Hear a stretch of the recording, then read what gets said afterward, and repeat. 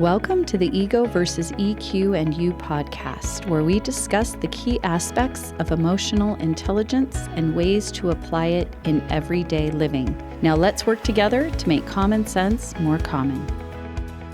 Welcome back to the podcast. So happy to have you listening today.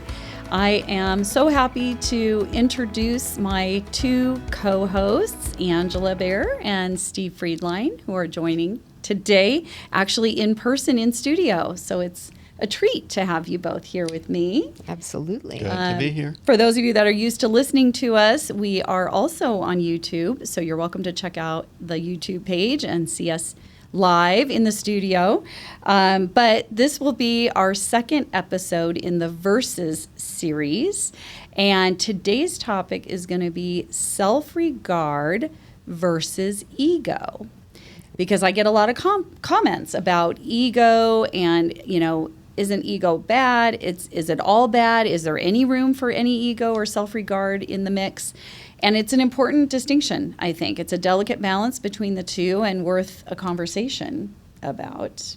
Yeah, it's really kind of complicated, I think, because we want to have that comfort in ourselves, that regard where I'm comfortable and confident enough to speak my mind when I need to and listen when I need to, but at the same time, I don't want to go overboard with that when people are making observations to me. And one of the most interesting things is it's very easy for me to observe too much ego in other people. Yeah. But I don't necessarily see it in myself unless I'm very cognizant of what I'm saying and who I'm saying it to. I agree. I think it is easier to see in someone else. Yes. We're tempted to think, oh, that person has such a big ego. But then when it's me, yeah. no And ego. where's that line of demarcation? Where does it switch crossover from self-regard to ego? And because it's confidence, the balance, right? And I think we become more authentic when we become more comfortable in our level of self-regard. And being able to talk about ourselves in a way that's meaningful to other people, to kind of let them in to know a little bit more about who we are. It's, that reminds me so much of a recent event that we were part of for a client. And I think there's a temptation a lot of times for leaders in particular to not want to tell their story. We all have ups and downs, and they're afraid it might reveal too much or feel too vulnerable or just look like too much arrogance if it's all about me. But this leader, I thought, did such a powerful job at the end of a multi-day offsite with his entire organization. He spent about an hour telling his story, and it was ex-military, so thank you for your service if you're listening. And thank you for your service, Angela, who also is a veteran. So his story was related to his role in the military, which was a very challenging, difficult position that he was in, but it really lent itself to a lot of leadership lessons. And he kind of shared what it was like to be in the role he was in. He shared where his leadership philosophy started, some of the pivotal influencers in his life back then. And it just gave us all so much insight into the way this person thinks. And it was done in a very humble way. I didn't take it at all as, listen to how great I am in my story. It was riveting, at least from my perspective, listening to him. Yes. Right. And it was kind of who I've become as a result of this story. Why I say some of the things I do, how I approach my thoughts in meeting new people or interviewing new people. Mm-hmm. And I think just having that revelation of knowing this is the background on a person that's very significant in the organization who's been able to share a part of himself that gives me some insight in terms of how I might be able to connect more closely with him. Yes, and one of the best things about doing something like that, and I spoke with a couple of people after it was over and touched in, every single person took away something different. And so that's not a leader standing up and saying, this is what's important to do. It's giving them the autonomy and the agency to pull what they needed to pull when they needed to pull it and apply it. From the story. Yes, from the story. Yeah, to me, it was just such a great example of a way that a leader can present self-regard without it being ego. Yes. Yep, exactly. I think back to some of the business relationships I've had over time, and what I reflect on mostly is those individual stories. What did I learn about them and where they came from that became a part of why they were part of the current organization, who they were, what makes them tick. And I think, as you said, sometimes we're reluctant to share those things because on one hand it seems kind of personal, but it relates to who we've become and how we can connect more effectively in situations where we might not make a connection with others. Absolutely. And the thing about self-regard as well, and this is ties into like that line of crossing into ego or not. It's not only about having confidence in your strengths, but it's also about being aware of your weaknesses and being comfortable with admitting that. Yeah. This isn't my specialty. This isn't an area that I excel in. So I'm going to ask somebody else. I also want to reflect a little bit on the fact that self-regard to me is both an internal as well as an external part of who I am. And when we talk about emotional intelligence and talk about the fact that it doesn't necessarily measure the capacity that I have for emotional intelligence or self-regard at this point in time, but I might be in a very challenging work relationship. And I might really be struggling to work with someone whose style is very different from mine. Someone who might be an extrovert versus an introvert, if we talk about what we talked about last time. But I can leave that job and go home, and I feel very good about myself and have a high level of self-regard. So I think we need to be conscious of where is the impact of our self-regard coming from. We certainly want to take in content from other people, but we don't want to be so overwhelmed by that we lose sight of who we want to become and who we are when we're alone with our own minds and not the influences of others. Authenticity. Thank you. Yeah, it's funny because when I wrote the book, the publisher had a big press agency do a bunch of media for it. And one of the articles they got me was in Fast Company. And so the reporter called me and, we collaborated on this article. And then she sent me the proof of the article before it went live. And the title she gave it was How Your Big Ego Can Actually Help You.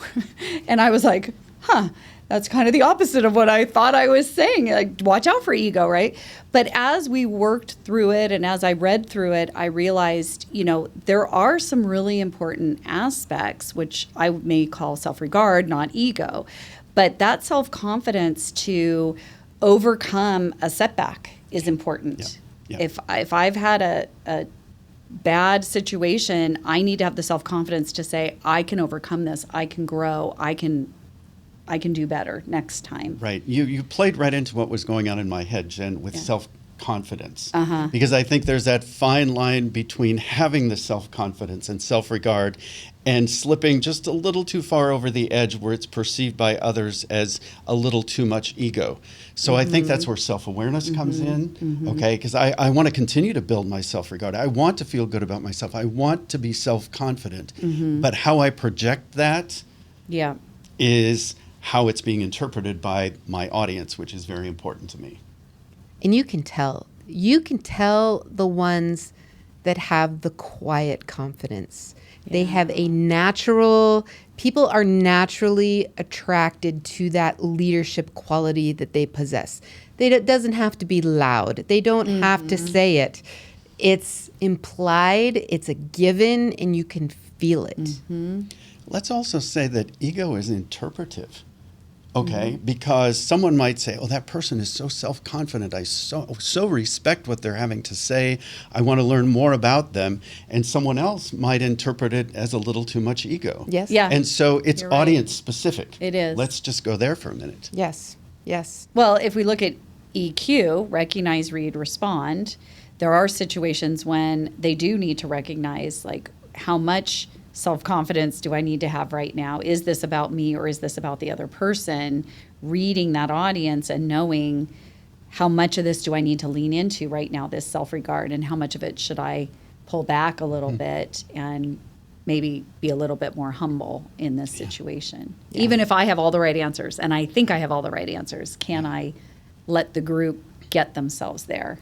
So how do I maintain a good, solid balance Yes. without someone having to tell me? Yes. You know what I'm know. saying? That's the Yes. challenge. I want to have the self-awareness of my own level of self-regard to know when I'm pushing it a little bit too far. Yes. And again, it's so easy to make that observation in other people. You know, it's Right. like, oh, wow, you know, you need to hold back a little bit there. Yes. But do I see that in myself? And I think that's the goal. Awakening to the perception of others based on what I'm projecting. Well, one of the distinctions that I really focused on in the book is ego, to me, isn't just too much self-regard or high arrogance, self-centeredness, but it is my comfort zone more important to me than everybody else's? And so to me, that's really the guide that tells you, when I make a decision, when I do something, is it more about me and what's good for me versus maybe what's good for who I'm with or what I'm trying to achieve? And now that might be your indication, I've just crossed over into ego from self-regard. Yes. Exactly. The whole meetings in the office, if people are still having meetings in the offices, right? Are you always being asked to go to the higher ups office? Yeah. Or do they offer to come to yours once in a while? Things Yes. like that, Yes. they are noticed, and you might just want to think about that. Or on Zoom. I mean, Or how on often Zoom. do we hear stories now about a Zoom call where I'd rather do it on Zoom so I don't have to get up and I don't have to get dressed and I don't have to go in and meet with you. Or I'd rather do it on Zoom but with no camera because it's better for me. But maybe that call really would be better with visual face-to-face. Yes. Yes, exactly. You know, we've talked about self-regard versus ego, but it's really about the balance. And neither one of them are a bad thing. No. They're not negative. It's just when that balance becomes such that we lose sight not only of ourselves, but of the people we're interacting with. Absolutely. I just want to touch on one quick thing here. We do a lot of coaching in our organization, and time again we hear about imposter syndrome, and this ties right into self-regard. You know, people are always worried, well, what if I don't know the answer? Or what if I make a wrong decision? Or what if? That self-regard, give yourself some grace. You've done hard things. You're here for, you've made it this far. Trust yourself that you're going to be able to figure it out. You might not know the answer right away. You might make a mistake, but have that confidence to know that you're resilient and you can bounce back, and it might happen again and again, but it's still just knowing that you have that confidence to overcome. Yes, Yeah. Yes. Yeah. So agreed. A good level of self-confidence, can accomplish amazing we things. strive in that direction, yes. Okay. Well, thank you both so much. Interesting Pleasure. topic. Yes. Please feel free to share any of your own questions, challenges, anything that you might want some help with. We will keep you anonymous, so no one will know it was you. You can email us at podcasts@jenshirkani.com. I'll put it in the show notes as well. But we'd love to help you with any challenges you might be having with self-regard versus ego, not only in yourself, but maybe in someone you might work with. All right, we'll catch you next time. Thanks so for much. listening. Thanks for joining us today on the Ego versus EQ and You podcast. If you liked this episode, be sure to follow us or subscribe on your favorite podcast platform, and please share our show with others. For questions or future topic suggestions, please email us at podcast@jenshirkani.com. Until next time, keep using your EQ and show ego who's boss.